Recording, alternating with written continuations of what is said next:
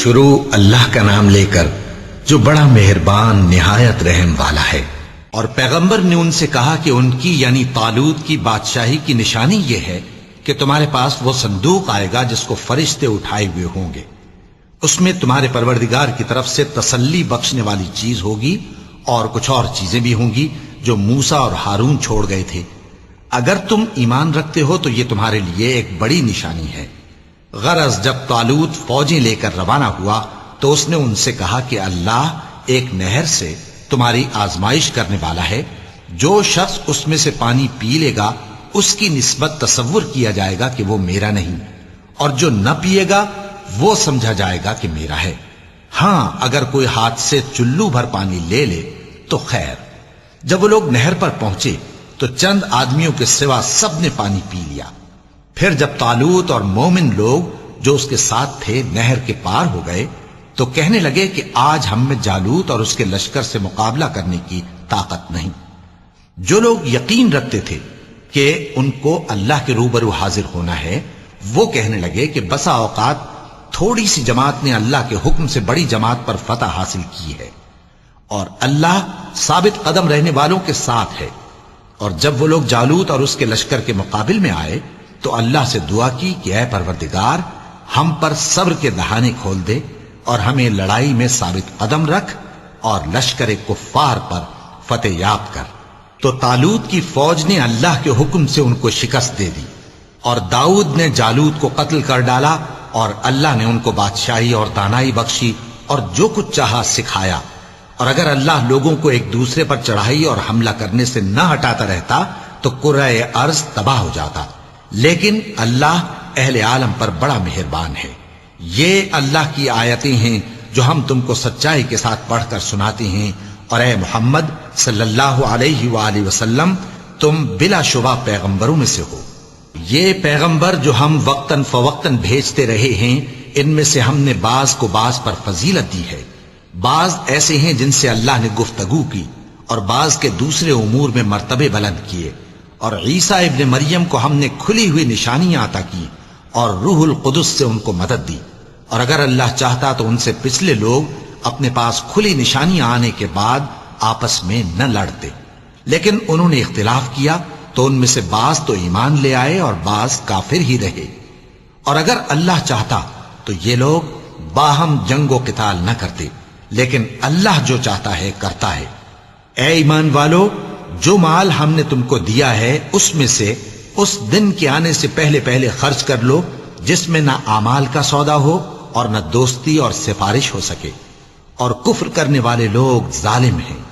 اللہ وہ معبود برحق ہے کہ اس کے سوا کوئی عبادت کے لائق نہیں، زندہ ہے، سب کو تھامنے والا، اسے نہ اونگ آتی ہے نہ نیند۔ جو کچھ آسمانوں میں اور جو کچھ زمین میں ہے سب اسی کا ہے۔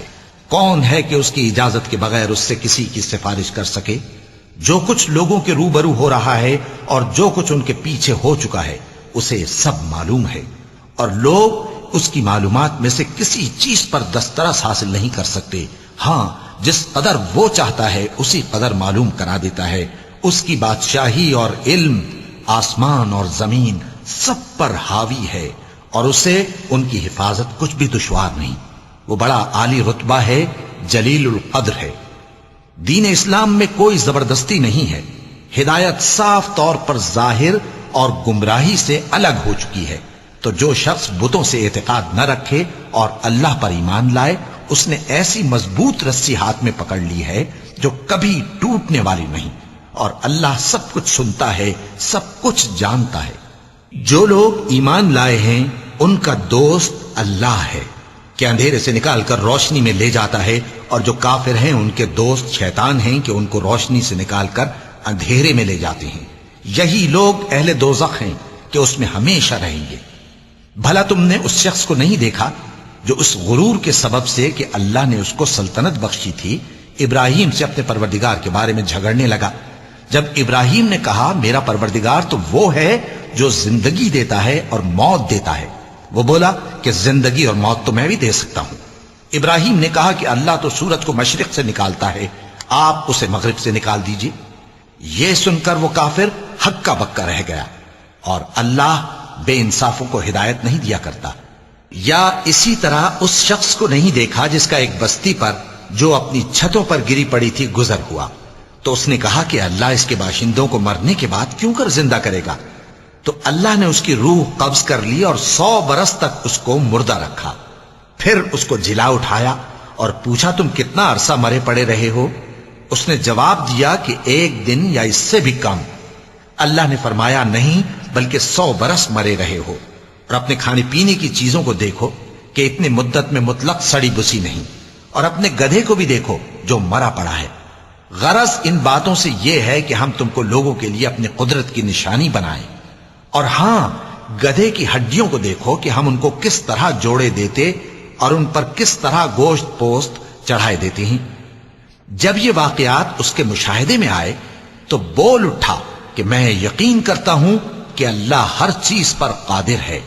اور جب ابراہیم نے اللہ سے عرض کیا کہ اے پروردگار مجھے دکھا کہ تو مردوں کو کیوں کر زندہ کرے گا، اللہ نے فرمایا کیا تم نے اس بات کا یقین نہیں کیا؟ انہوں نے کہا کیوں نہیں، لیکن میں دیکھنا اس لیے چاہتا ہوں کہ میرا دل اطمینان کامل حاصل کر لے.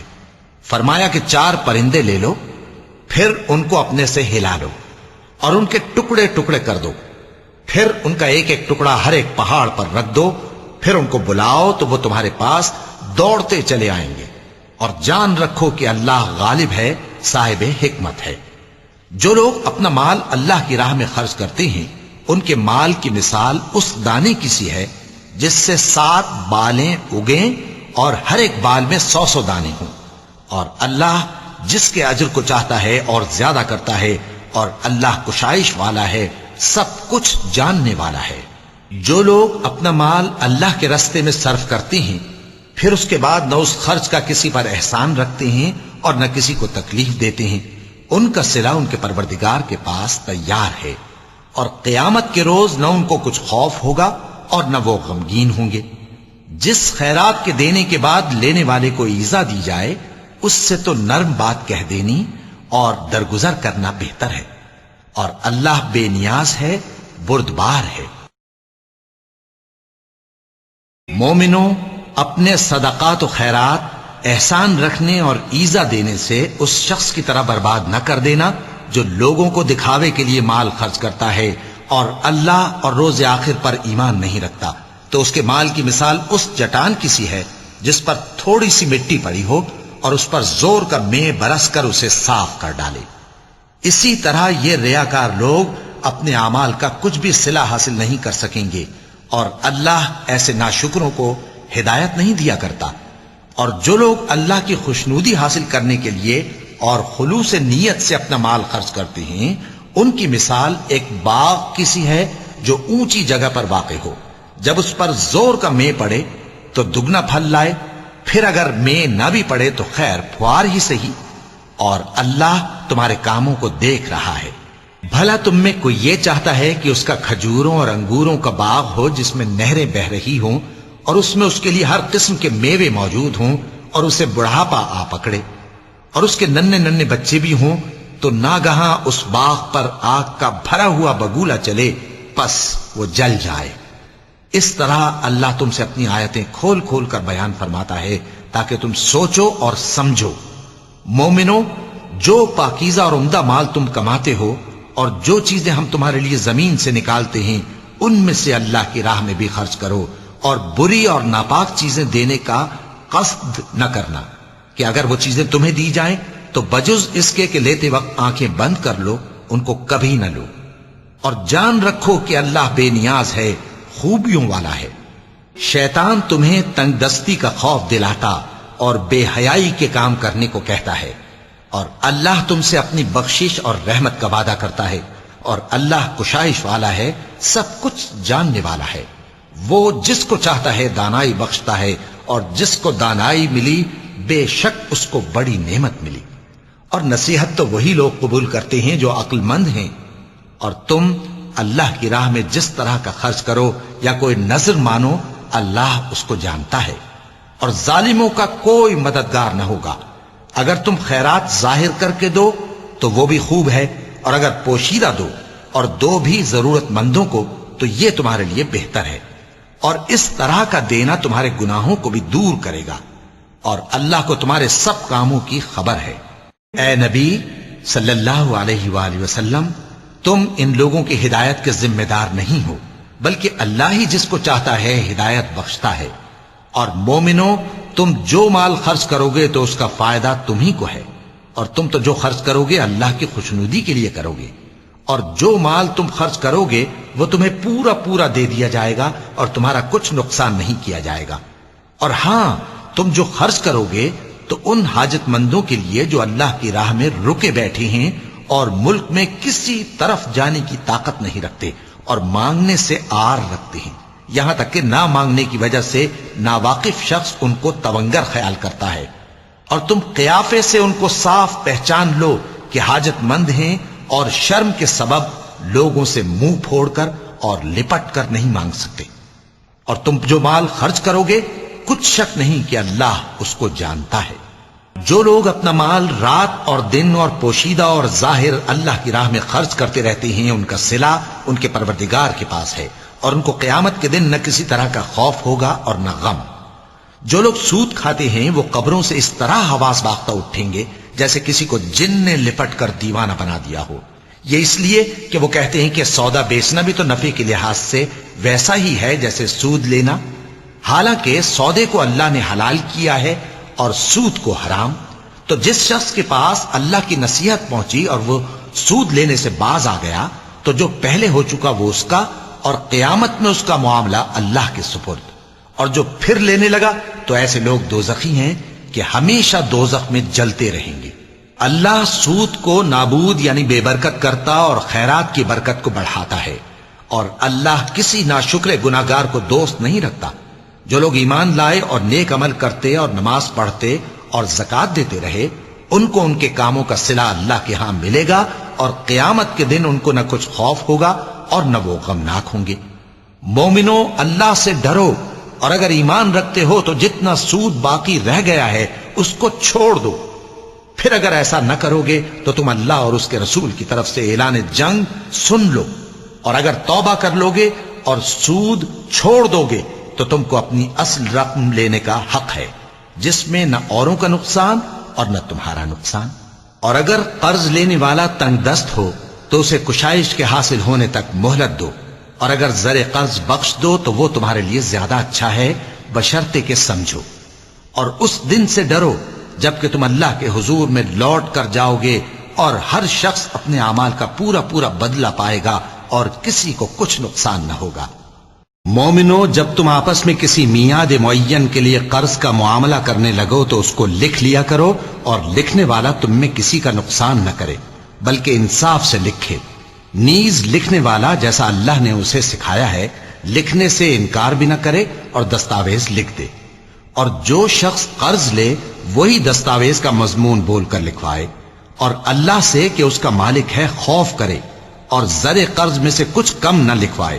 اور اگر قرض لینے والا کم عقل یا ضعیف ہو یا مضمون لکھوانے کی قابلیت نہ رکھتا ہو تو جو اس کا ولی ہو وہ انصاف کے ساتھ مضمون لکھوائے، اور اپنے میں سے 2 مردوں کو ایسے معاملے کے گواہ کر لیا کرو، اور اگر 2 مرد نہ ہوں تو 1 مرد اور 2 عورتیں جن کو تم گواہ پسند کرو کافی ہیں، کہ اگر ان میں سے ایک بھول جائے گی تو دوسری اسے یاد دلا دے گی۔ اور جب گواہ گواہی کے لیے طلب کیے جائیں تو انکار نہ کریں۔ اور قرض تھوڑا ہو یا بہت اس کی دستاویز کے لکھنے لکھانے میں سستی نہ کرنا، یہ بات اللہ کے نزدیک نہایت قرین انصاف ہے، اور شہادت کے لیے بھی یہ بہت درست طریقہ ہے۔ اس سے تم کو کسی طرح کا شک و شبہ بھی نہیں پڑے گا۔ ہاں، اگر سودا دست بدست ہو جو تم آپس میں لیتے دیتے ہو تو اگر ایسے معاملے کے دستاویز نہ لکھو تو تم پر کچھ گناہ نہیں۔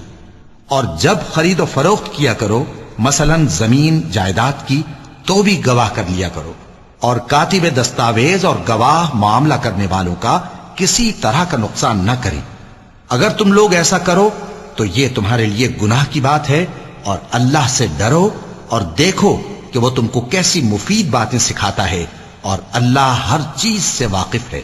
اور اگر تم سفر پر ہو اور دستاویز لکھنے والا نہ مل سکے تو کوئی چیز رہن با قبضہ رکھ کر قرض لے لو، اور اگر تم میں سے کوئی دوسرے کو امین سمجھے یعنی رہن کے بغیر قرض دے دے تو امانت دار کو چاہیے کہ صاحب امانت کی امانت ادا کر دے، اور اللہ سے جو اس کا پروردگار ہے ڈرے، اور دیکھنا شہادت کو مت چھپانا، جو اس کو چھپائے گا وہ دل کا گناہگار ہوگا، اور اللہ تمہارے سب کاموں سے واقف ہے، جو کچھ آسمانوں میں اور جو کچھ زمین میں ہے سب اللہ ہی کا ہے۔ تم اپنے دلوں کی بات کو ظاہر کرو گے تو اور چھپاؤ گے تو اللہ تم سے اس کا حساب لے گا، پھر وہ جسے چاہے مغفرت کرے اور جسے چاہے عذاب دے، اور اللہ ہر چیز پر قادر ہے۔ رسول اللہ صلی اللہ علیہ وآلہ وسلم اس کتاب پر جو ان کے پروردگار کی طرف سے ان پر نازل ہوئی ایمان رکھتے ہیں، اور مومن بھی سب اللہ پر اور اس کے فرشتوں پر اور اس کے کتابوں پر اور اس کے پیغمبروں پر ایمان رکھتے ہیں، اور کہتے ہیں کہ ہم اس کے پیغمبروں سے کسی میں کچھ فرق نہیں کرتے، اور وہ اللہ سے عرض کرتے ہیں کہ ہم نے تیرا حکم سنا اور قبول کیا، اے پروردگار ہم تیری بخشش مانگتے ہیں اور تیری ہی طرف لوٹ کر جانا ہے۔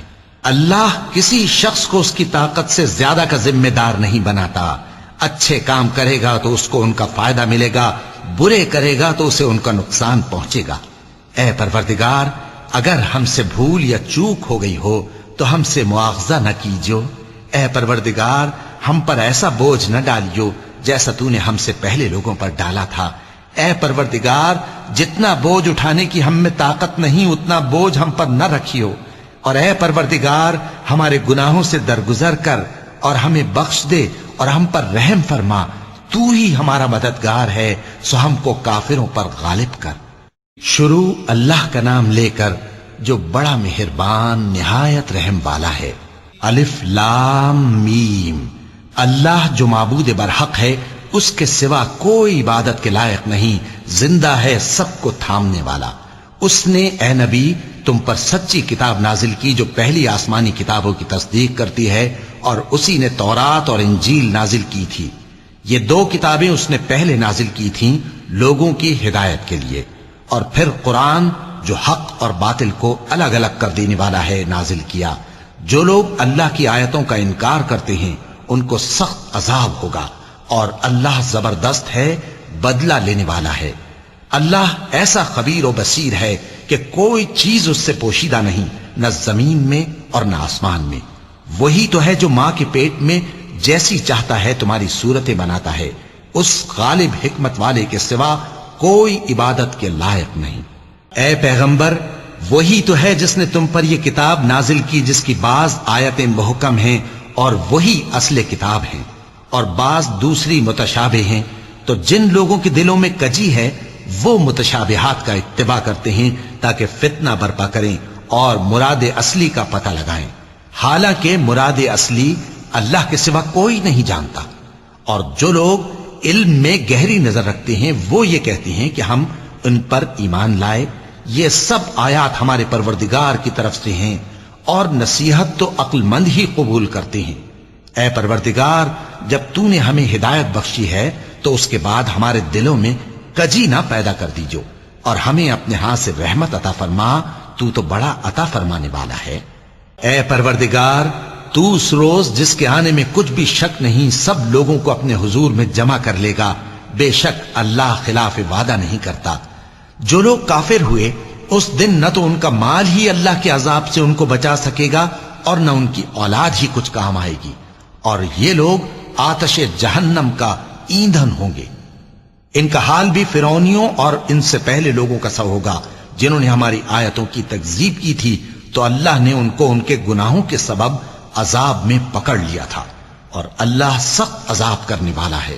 اے پیغمبر کافروں سے کہہ دو کہ تم دنیا میں بھی عنقریب مغلوب ہو جاؤ گے اور آخرت میں جہنم کی طرف اکٹھا کیے جاؤ گے، اور وہ بری جگہ ہے۔ تمہارے لیے دو گروہوں میں جو جنگ بدر کے دن آپس میں بھیڑ گئے قدرت الہی کی عظیم الشان نشانی تھی۔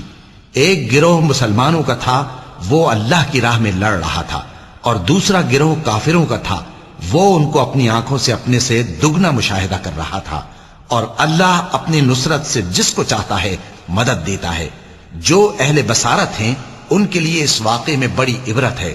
لوگوں کو ان کی خواہشوں کی چیزیں یعنی عورتیں اور بیٹے اور سونے اور چاندی کے بڑے بڑے ڈھیر اور نشان لگے ہوئے گھوڑے اور مویشی اور کھیتی بڑی زینت دار معلوم ہوتی ہیں، مگر یہ سب دنیا ہی کی زندگی کے سامان ہیں اور اللہ کے پاس بہت اچھا ٹھکانہ ہے۔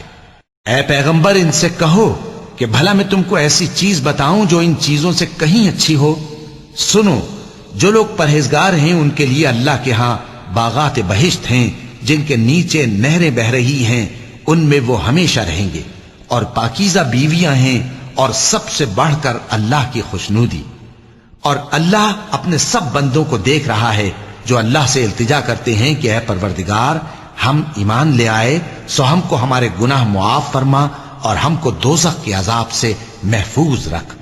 یہ وہ لوگ ہیں جو مشکلات میں صبر کرتے اور سچ بولتے اور عبادت میں لگے رہتے اور نیکی میں خرچ کرتے اور اوقات سحر میں گناہوں کی معافی مانگا کرتے ہیں۔ اللہ تو اس بات کی گواہی دیتا ہے کہ اس کے سوا کوئی معبود نہیں، اس حال میں کہ وہ انصاف کا حاکم ہے، اور فرشتے اور علم والے بھی گواہی دیتے ہیں کہ اس غالب حکمت والے کے سوا کوئی لائق عبادت نہیں۔ دین تو اللہ کے نزدیک اسلام ہی ہے، اور اہل کتاب نے جو اس دین سے اختلاف کیا تو علم حاصل ہونے کے بعد آپس کی ضد سے کیا، اور جو شخص اللہ کی آیتوں کو نہ مانے تو اللہ جلد حساب لینے والا ہے۔ اے پیغمبر، پس اگر یہ لوگ تم سے جھگڑنے لگیں تو کہنا کہ میں اور میرے پیرو تو اللہ کے فرمانبردار ہو چکے، اور اہل کتاب اور ان پڑھ لوگوں سے کہو کہ کیا تم بھی اللہ کے فرمانبردار بنتے اور اسلام لاتے ہو؟ پس اگر یہ لوگ اسلام لے آئیں تو بے شک ہدایت پالیں، اور اگر تمہارا کہا نہ مانے تو تمہارا کام صرف اللہ کا پیغام پہنچا دینا ہے، اور اللہ اپنے بندوں کو دیکھ رہا ہے۔ جو لوگ اللہ کی آیتوں کو نہیں مانتے اور انبیاء کو ناحق قتل کرتے رہے ہیں، اور جو انصاف کرنے کا حکم دیتے ہیں انہیں بھی مار ڈالتے ہیں، ان کو دکھ دینے والے عذاب کی خوشخبری سنا دو۔ یہ ایسے لوگ ہیں جن کے اعمال دنیا اور آخرت دونوں میں برباد ہیں، اور ان کا کوئی مددگار نہیں ہوگا۔ بھلا تم نے ان لوگوں کو نہیں دیکھا جن کو کتاب یعنی تورات سے حصہ دیا گیا، اور وہ اس کتاب اللہ یعنی قرآن کی طرف بلائے جاتے ہیں تاکہ یہ ان کے تنازعات کا ان میں فیصلہ کر دے، تو ایک فریق ان میں سے پھر جاتا ہے اور منہ پھیر لیتا ہے، یہ اس لیے کہ یہ اس بات کے قائل ہیں کہ دوزخ کی آگ ہمیں چند روز کے سوا چھو ہی نہیں سکے گی، اور جو کچھ یہ دین کے بارے میں بہتان باندھتے رہے ہیں اس نے ان کو دھوکے میں ڈال رکھا ہے۔ تو اس وقت کیا حال ہوگا جب ہم ان کو جمع کریں گے، یعنی اس روز جس کے آنے میں کچھ بھی شک نہیں، اور ہر نفس اپنے اعمال کا پورا پورا بدلہ پائے گا اور ان پر ظلم نہیں کیا جائے گا۔ کہو کہ اے اللہ، اے بادشاہی کے مالک، تو جس کو چاہے بادشاہی بخشے اور جس سے چاہے بادشاہی چھین لے، اور جس کو چاہے عزت دے اور جسے چاہے ذلیل کرے۔ ہر طرح کی بھلائی تیرے ہی ہاتھ ہے، اور بے شک تو ہر چیز پر قادر ہے۔ تو ہی رات کو دن میں داخل کرتا اور تو ہی دن کو رات میں داخل کرتا ہے، تو ہی بے جان سے جاندار پیدا کرتا ہے اور تو ہی جاندار سے بے جان پیدا کرتا ہے، اور تو ہی جس کو چاہتا ہے بے حساب رزق بخشتا ہے۔ مومنوں کو چاہیے کہ مومنوں کے سوا کافروں کو دوست نہ بنائیں، اور جو ایسا کرے گا اس سے اللہ کا کچھ عہد نہیں۔ ہاں، اگر اس طریق سے تم ان کے شر سے بچاؤ کی صورت پیدا کرو تو مذائقہ نہیں، اور اللہ تم کو اپنے غضب سے ڈراتا ہے، اور اللہ ہی کی طرف تم کو لوٹ کر جانا ہے۔ اے پیغمبر، لوگوں سے کہہ دو کہ کوئی بات تم اپنے دلوں میں مخفی رکھو یا اسے ظاہر کرو، اللہ اس کو جانتا ہے، اور جو کچھ آسمانوں میں اور جو کچھ زمین میں ہے اس کو سب کی خبر ہے، اور وہ ہر چیز پر قادر ہے۔ جس دن ہر شخص اپنی کی ہوئی نیکی کو موجود پا لے گا اور اپنی برائی کو بھی دیکھ لے گا تو آرزو کرے گا کہ اے کاش اس میں اور اس برائی میں دور کی مسافت ہو جاتی، اور اللہ تم کو اپنے غضب سے ڈراتا ہے، اور اللہ اپنے بندوں پر نہایت مہربان ہے۔ اے پیغمبر، لوگوں سے کہہ دو کہ اگر تم اللہ کو دوست رکھتے ہو تو میری پیروی کرو، اللہ بھی تمہیں دوست رکھے گا اور تمہارے گناہ معاف کر دے گا، اور اللہ بخشنے والا ہے، مہربان ہے۔ کہہ دو کہ اللہ اور اس کے رسول کا حکم مانو، پس اگر وہ نہ مانے تو اللہ بھی کافروں کو دوست نہیں رکھتا۔ اللہ نے آدم اور نوح اور خاندان ابراہیم اور خاندان عمران کو تمام جہان کے لوگوں میں سے منتخب فرمایا تھا. ان میں سے بعض کی اولاد تھے، اور اللہ سننے والا ہے، جاننے والا ہے. وہ وقت یاد کرنے کے لائق ہے جب عمران کی بیوی نے کہا کہ اے پروردگار، جو بچہ میرے پیٹ میں ہے میں اس کو تیری نذر کرتی ہوں، اسے دنیا کے کاموں سے آزاد رکھوں گی، تو اسے میری طرف سے قبول فرما، تو سننے والا ہے، جاننے والا ہے. پھر جب ان کے ہاں بچہ پیدا ہوا تو کہنے لگی کہ پروردگار، میرے تو لڑکی ہوئی ہے، جبکہ اللہ خوب جانتا تھا جو ان کے ہاں ولادت ہوئی تھی، اور نہ ہوتا لڑکا مانند اس لڑکی کے. اور کہنے لگی میں نے اس کا نام مریم رکھا ہے، اور میں اس کو اور اس کی اولاد کو شیطان مردود سے تیری پناہ میں دیتی ہوں. تو اس کے پروردگار نے اس کو پسندیدگی کے ساتھ قبول فرمایا اور اسے اچھی طرح پرورش کیا، اور زکریا کو اس کا کفیل بنایا. زکریا جب کبھی عبادت گاہ میں اس کے پاس جاتے تو اس کے پاس کھانا پاتے. یہ کیفیت دیکھ کر ایک دن مریم سے پوچھنے لگے کہ مریم، یہ کھانا تمہارے پاس کہاں سے آتا ہے؟ وہ بولی کہ اللہ کے ہاں سے آتا ہے، بے شک اللہ جسے چاہتا ہے بے حساب رزق دیتا ہے. اس وقت زکریا نے اپنے پروردگار کو پکارا، عرض کی کہ پروردگار، مجھے اپنی طرف سے اولاد صالح عطا فرما، تو بے شک دعا سننے والا ہے. چنانچہ وہ ابھی عبادت گاہ میں کھڑے نماز ہی پڑھ رہے تھے کہ فرشتوں نے آواز دی کہ زکریا، اللہ تمہیں یحییٰ کی بشارت دیتا ہے، جو کلمۃ اللہ یعنی عیسیٰ کی تصدیق کریں گے اور سردار ہوں گے، اور عورتوں سے رغبت نہ رکھنے والے، اور ایک پیغمبر یعنی نیکوکاروں میں ہوں گے. زکریا نے کہا اے پروردگار، میرے ہاں لڑکا کیوں کر پیدا ہوگا کہ میں تو بڈھا ہو گیا ہوں اور میری بیوی بانجھ ہے. فرمایا اسی طرح اللہ جو چاہتا ہے کرتا ہے. زکریا نے کہا کہ پروردگار، میرے لیے کوئی نشانی مقرر فرما دے. فرمایا تمہاری نشانی یہ ہے کہ تم لوگوں سے 3 دن اشارے کے سوا بات نہ کر سکو گے. تو ان دنوں میں اپنے پروردگار کی کثرت سے یاد اور صبح و شام اس کی تسبیح کرنا. اور جب فرشتوں نے مریم سے کہا کہ مریم، اللہ نے تم کو برگزیدہ کیا ہے اور تمہیں پاک بنایا ہے اور دنیا جہان کی عورتوں میں سے تم کو منتخب کیا ہے، اے مریم اپنے پروردگار کی فرما برداری کرنا اور سجدہ کرنا اور رکوع کرنے والوں کے ساتھ رکوع کرنا. اے نبی، یہ باتیں اخبار غیب میں سے ہیں جو ہم تمہارے پاس بھیجتے ہیں. اور جب وہ لوگ اپنے قلم بطور قرعہ ڈال رہے تھے کہ مریم کا کفیل کون بنے تو تم ان کے پاس نہیں تھے، اور نہ اس وقت ہی ان کے پاس تھے جب وہ آپس میں جھگڑ رہے تھے. وہ وقت بھی یاد کرنے کے لائق ہے جب فرشتوں نے مریم سے کہا کہ مریم، اللہ تم کو اپنی طرف سے ایک کلمے کی بشارت دیتا ہے جس کا نام مسیح اور مشہور عیسیٰ ابن مریم ہوگا، اور جو دنیا اور آخرت میں آبرو مند اور مقربین میں سے ہوگا، اور ماں کی گود میں اور بڑی عمر کا ہو کر دونوں حالتوں میں لوگوں سے یکساں گفتگو کرے گا اور نیکوکاروں میں ہوگا. مریم نے کہا کہ پروردگار، میرے ہاں بچہ کیوں کر ہوگا کہ کسی انسان نے مجھے ہاتھ تک تو لگایا نہیں. فرمایا کہ اللہ اسی طرح جو چاہتا ہے پیدا کرتا ہے. جب وہ کوئی کام کرنا چاہتا ہے تو ارشاد فرما دیتا ہے کہ ہو جا، تو وہ ہو جاتا ہے. اور وہ اسے کتاب و حکمت اور تورات اور انجیل کا علم عطا کرے گا، اور عیسیٰ بنی اسرائیل کی طرف پیغمبر ہو کر جائیں گے اور کہیں گے کہ میں تمہارے پاس تمہارے پروردگار کی طرف سے نشانی لے کر آیا ہوں. وہ یہ کہ تمہارے سامنے مٹی سے پرندے کی صورت بناتا ہوں، پھر اس میں پھونک مارتا ہوں تو وہ اللہ کے حکم سے سچ مچ پرندہ ہو جاتا ہے، اور پیدائشی اندھے اور ابرص کو تندرست کر دیتا ہوں، اور اللہ کے حکم سے مردوں کو زندہ کر دیتا ہوں، اور جو کچھ تم کھا کر آتے ہو اور جو اپنے گھروں میں جمع کر رکھتے ہو سب تم کو بتا دیتا ہوں. اگر تم صاحب ایمان ہو تو ان باتوں میں تمہارے لیے نشانی ہے. اور مجھ سے پہلے جو تورات نازل ہوئی تھی اس کی تصدیق بھی کرتا ہوں، اور میں اس لیے بھی آیا ہوں کہ بعض چیزیں جو تم پر حرام تھیں ان کو تمہارے لیے حلال کر دوں. اور میں تو تمہارے پروردگار کی طرف سے نشانی لے کر آیا ہوں. تو اللہ سے ڈرو اور میرا کہا مانو. کچھ شک نہیں کہ اللہ ہی میرا اور تمہارا پروردگار ہے، تو اسی کی عبادت کرو، یہی سیدھا رستہ ہے. پھر جب عیسیٰ نے ان کی طرف سے انکار و نافرمانی ہی دیکھی تو کہنے لگے کہ کوئی ہے جو اللہ کا طرفدار اور میرا مددگار ہو؟ حواری بولے کہ ہم اللہ کے طرفدار اور آپ کے مددگار ہیں. ہم اللہ پر ایمان لائے اور آپ گواہ رہے کہ ہم فرمانبردار ہیں. اے پروردگار، جو کتاب تو نے نازل فرمائی ہے ہم اس پر ایمان لے آئے اور تیرے پیغمبر کے متبع ہو چکے. تو ہم کو ماننے والوں میں لکھ رکھ، اور وہ یعنی یہود قتل عیسیٰ کے بارے میں ایک چال چلے، اور اللہ نے بھی عیسیٰ کو بچانے کے لیے تدبیر کی، اور اللہ بہترین تدبیر کرنے والا ہے۔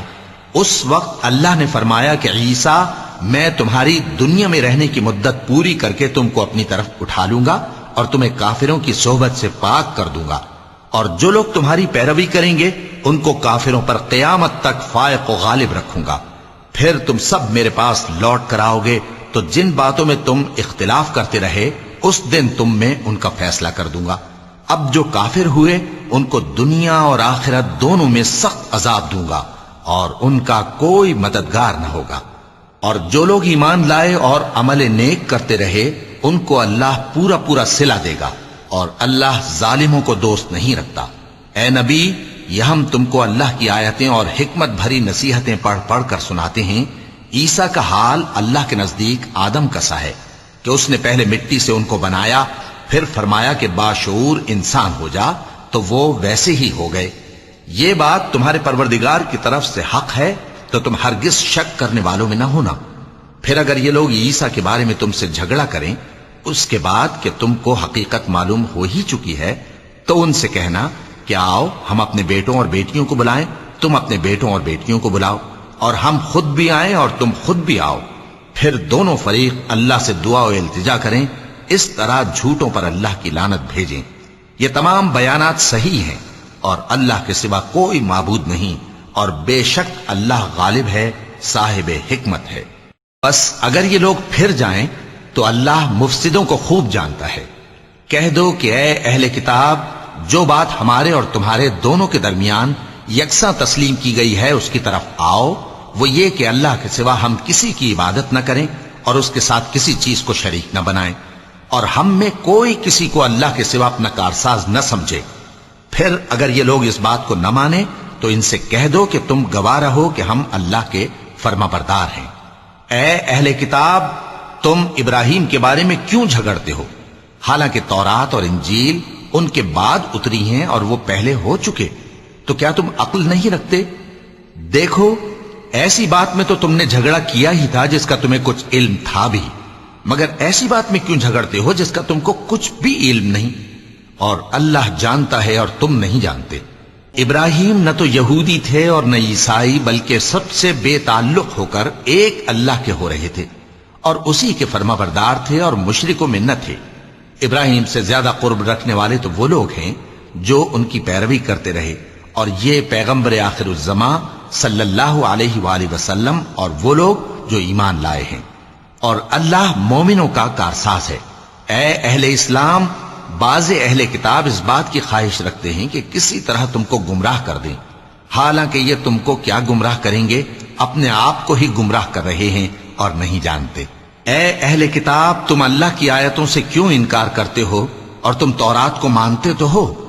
اے اہل کتاب، تم سچ کو جھوٹ کے ساتھ خلط ملط کیوں کرتے ہو اور حق کو کیوں چھپاتے ہو جبکہ تم جانتے بھی ہو؟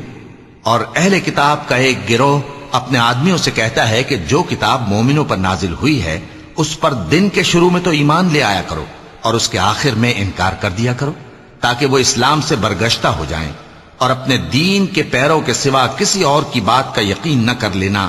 اے پیغمبر، کہہ دو کہ ہدایت تو اللہ ہی کی ہدایت ہے۔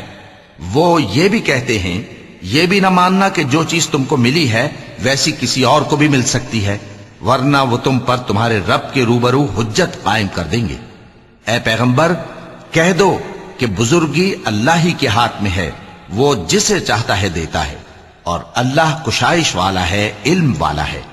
وہ اپنی رحمت سے جس کو چاہتا ہے خاص کر لیتا ہے، اور اللہ بڑے فضل کا مالک ہے۔ اور اہل کتاب میں سے کوئی تو ایسا ہے کہ اگر تم اس کے پاس دیناروں کا ڈھیر امانت رکھ دو تو تم کو فوراً واپس دے دے، اور کوئی اس طرح کا ہے کہ اگر اس کے پاس 1 دینار بھی امانت رکھو تو جب تک اس کے سر پر ہر وقت کھڑے نہ رہو تمہیں دے ہی نہیں۔ یہ اس لیے کہ وہ کہتے ہیں کہ امیوں کے بارے میں ہم سے مواخذہ نہیں ہوگا۔ یہ اللہ پر محض جھوٹ بولتے ہیں اور اس بات کو جانتے بھی ہیں۔ ہاں، کیوں نہیں؟ جو شخص اپنے اقرار کو پورا کرے اور پرہیزگار بنا رہے تو اللہ بھی پرہیزگاروں کو دوست رکھتا ہے۔ جو لوگ اللہ کے اقراروں اور اپنی قسموں کو بیچ ڈالتے ہیں اور ان کے عوض تھوڑی سی قیمت حاصل کرتے ہیں، ان کا آخرت میں کچھ حصہ نہیں۔ ان سے اللہ نہ تو کلام کرے گا اور نہ قیامت کے روز ان کی طرف دیکھے گا، اور نہ ان کو پاک کرے گا، اور ان کو دکھ دینے والا عذاب ہوگا۔ وَلَقَدْ